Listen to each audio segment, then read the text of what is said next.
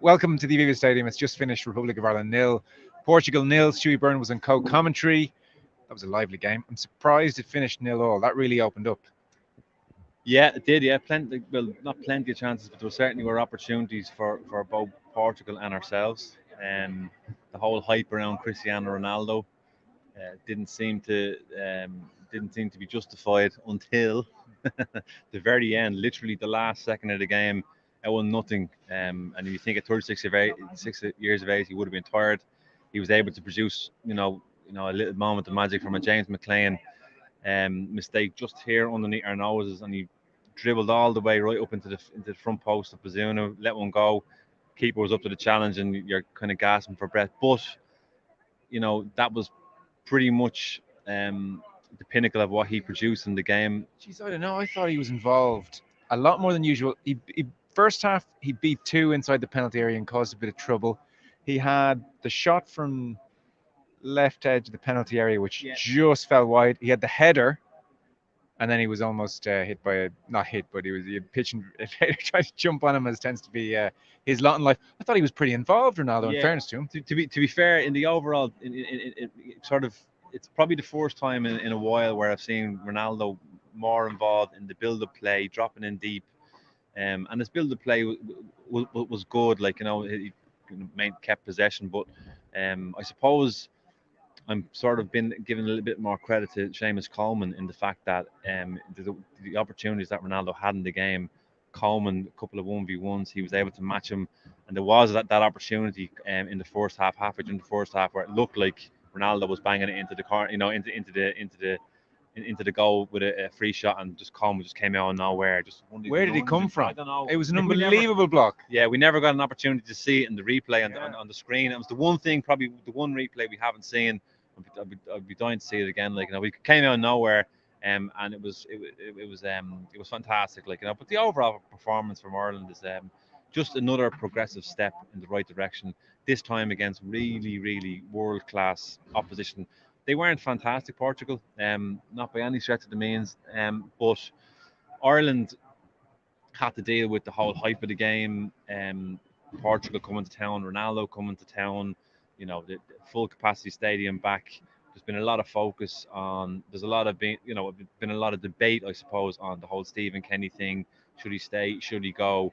I think tonight, to be quite honest with you, has gone a long way to him staying, and I wouldn't be at all surprised now if that could be the final nail in a deal that's going to be extended in the summer. So, what did you like about Ireland then? This ability or bravery for us to play in difficult situations. Our possession-based game is improving all the time. We are less and less inclined now just to lump needless balls forward. That's a thing of the past now. And if something is going forward, it's calculated. It's you're trying to drive a ball into either the chest of somebody or just put it into his feet. Shane Duffy. We spoke about Shane Duffy in the last couple of games. His transition has epitomised our transition. The fact that Shane Duffy is now more than comfortable to receive the ball off Bazunu in his own box, pass it around. He's stepping forward into the game, trying to create opportunities. He done a little Cruyff turn. Don't ever do it again, Shane. Don't ever do it again. Yeah. No, you're right though. He's a man reborn. I didn't know I didn't know he had that ceiling on the ball. Yeah, I mean, look, it shows you, Joe, what confidence can do positively or negatively to a player. He was obviously in a very, very bad place last year. The club football wasn't going well for him, and he was just getting frustrated. International football wasn't. It was difficult internationally as well, but as soon as and Stephen's a very good manager for not being overly negative with a player and building a player up and getting them back on their feet and giving them the courage to be able to go and do things, and giving them the courage to be able to go and do things that they thought they probably just can't do.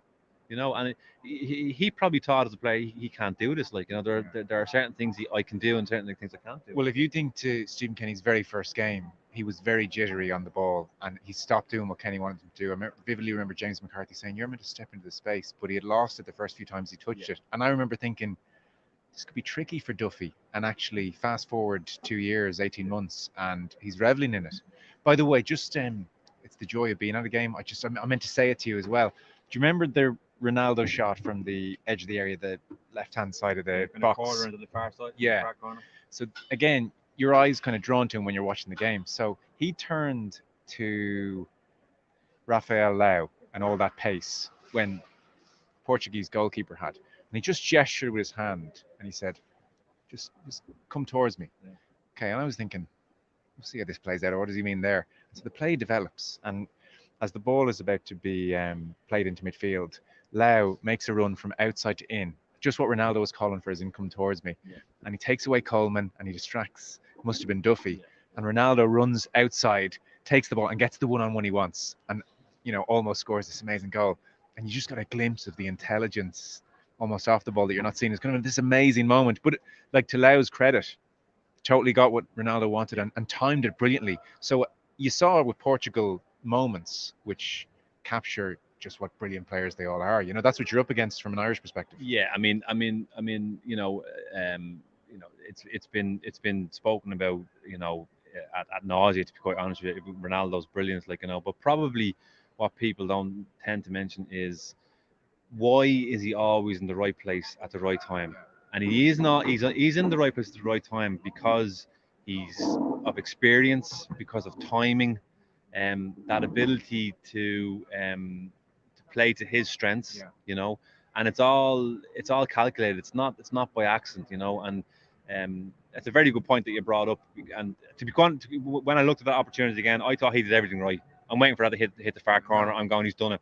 He's done it. He's come out now. He's done it, and he's just literally overcooked it. Didn't get enough curl on it, but he's it's at the age he's at, and that ability he has. But what let's kind of give credit to Seamus Coleman, because you know if I was marking Ronaldo, or if I was coaching anybody who was marking Ronaldo, I'd just say to them, go and get in his face.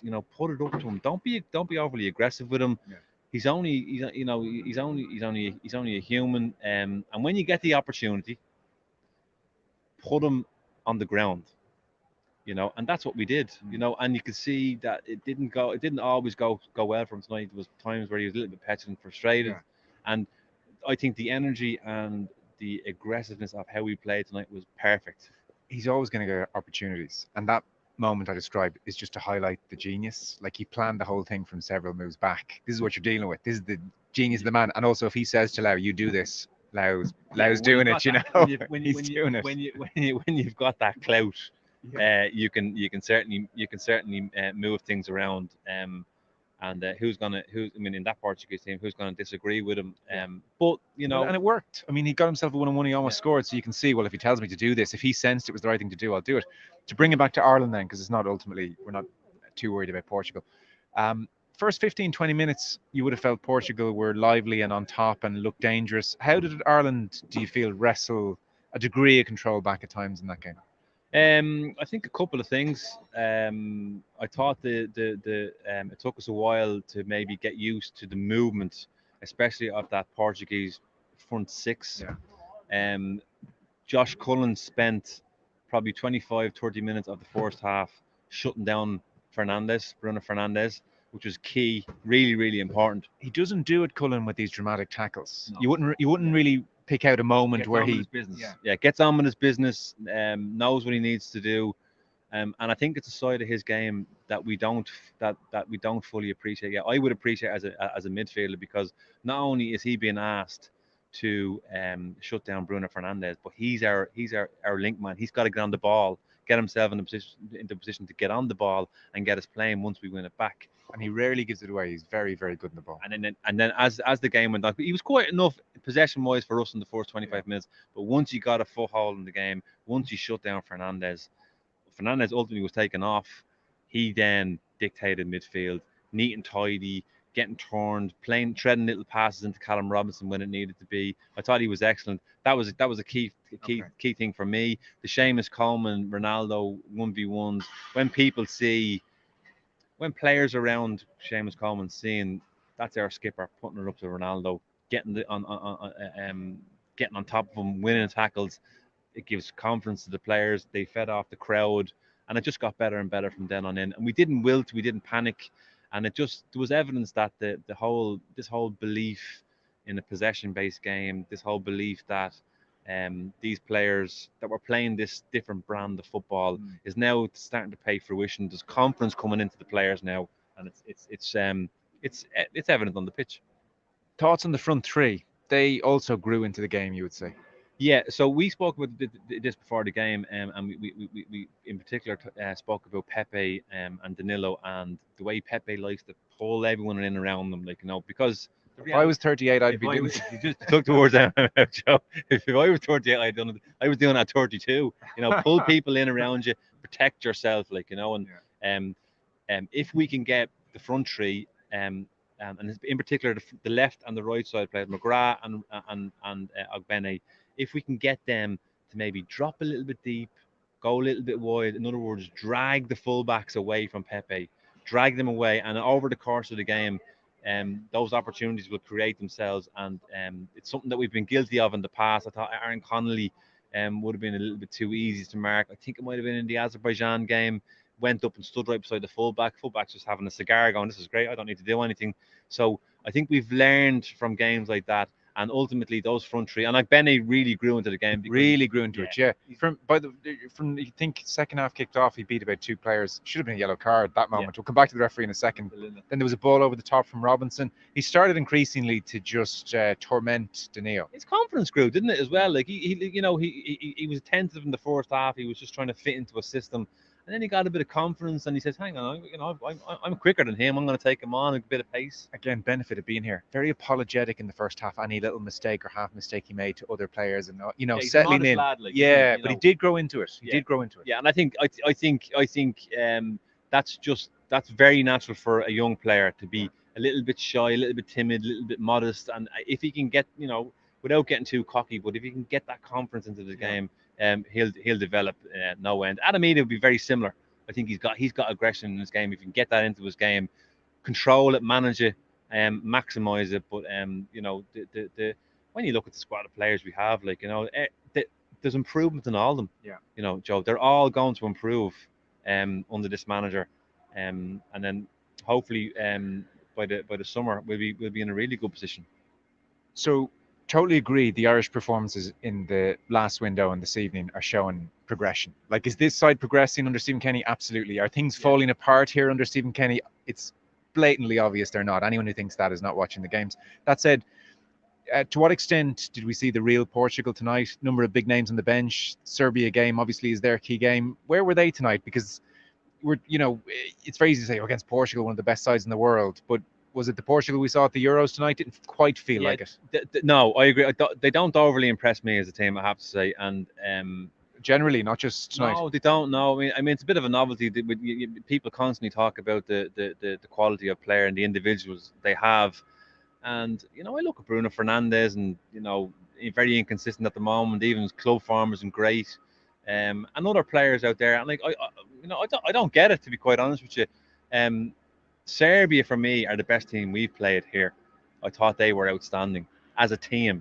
They really caused us problems in that first 20-25 minutes in that game. We could have been in huge trouble in that game, but for Ireland digging in, and as it turned out, was Jeff Hendrick in the first 25 minutes of that game that got us out of a bit of trouble and got us playing forward and got us on the front foot.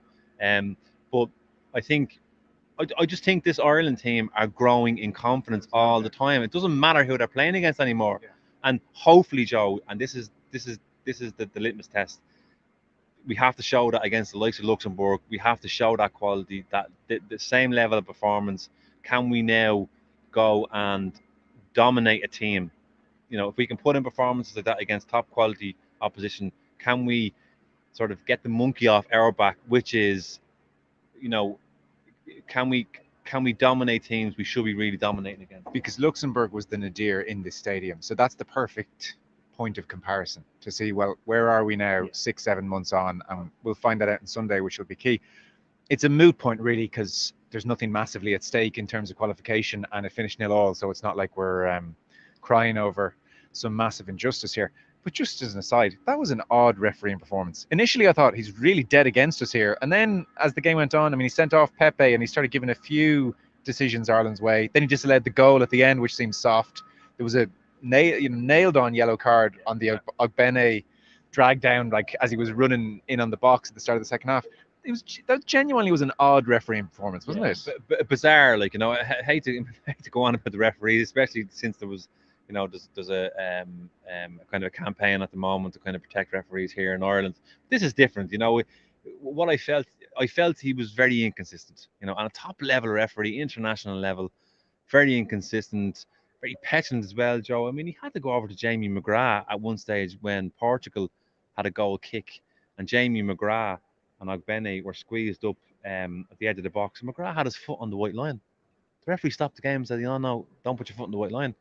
And you're kind of going, this is a bit odd, like, So this stuff, and then you're realizing this fella's touchy. He books Ogbene for a flailing arm, which I thought was very harsh. Thought he was protecting himself against Danilo. He books him.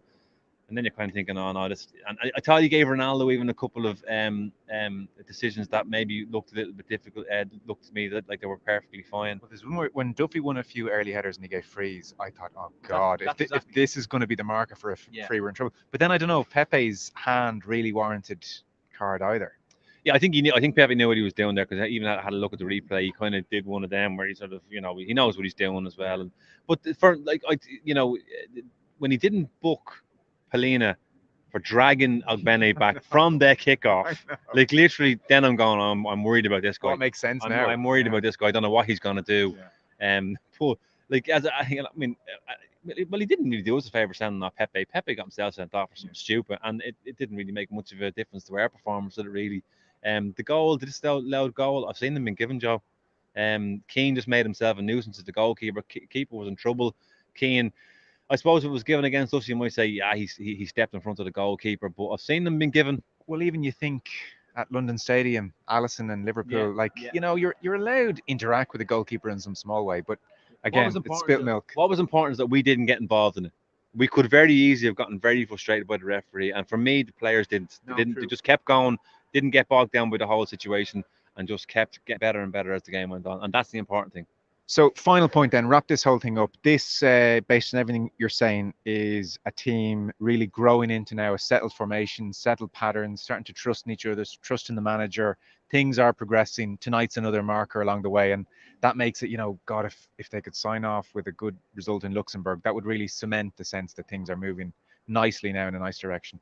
Yeah, and it's a continuous thing, Joe. This has to continue. It's not just a case of, let's go beat Luxembourg, give them another 2 years, we're done. Yeah, that's not the case at all. Like, there has to be it just has to progressively get better and better. And what's important is and the Irish are very passionate about their football. There's no doubt about that. But unfortunately, we've been used to a certain style of football that now is not getting us anywhere.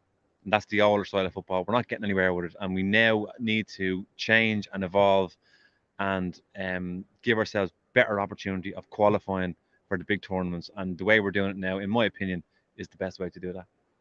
Very good. Well, listen, thanks for your company this evening. The one set of rugby posts are already up, which shows how quickly they move around here. It's nearly Saturday, Joe.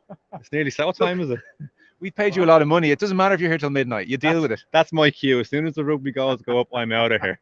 Well, listen, your hat game, exceptional as always. Stuey Byrne, good man. Thanks for that. Cheers, Joe. Thanks. All right. That's us done from the Aviva. And we'll have end the call reporting from Luxembourg all across the show on Saturday and Sunday. So tune in across the weekend as well.